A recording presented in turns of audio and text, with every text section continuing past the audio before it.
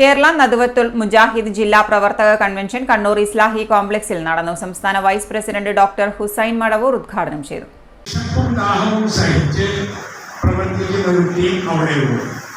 ഈ ദുരന്തമുണ്ടായ അന്ന് തന്നെ പുലർച്ചെയാണുണ്ടായത്. അന്ന് നേരം വെളുത്ത് അല്പസമയം കഴിയുമ്പോഴേക്കും കേന്ദ്രം സംസ്ഥാന പ്രസിഡന്റിന്റെ പ്രസ്താവന വന്നിട്ടുണ്ട്. ബഹുമാനപ്പെട്ട TP അബ്ദുൽ മദനിയുടെ പ്രസ്താവന വന്നിട്ടുണ്ട്. അതിൽ ദുഃഖം രേഖപ്പെടുത്തുകയും മരണപ്പെട്ടവർക്ക് വേണ്ടി പ്രാർത്ഥിക്കുകയും അതോടൊപ്പം ആളുകളെ സഹായിക്കാൻ മുന്നോട്ട് വരണമെന്ന ആഹ്വാനവും ഈ ദുരന്തമുണ്ടായി ആദ്യം തന്നെ അത് വന്നിട്ടുണ്ട്.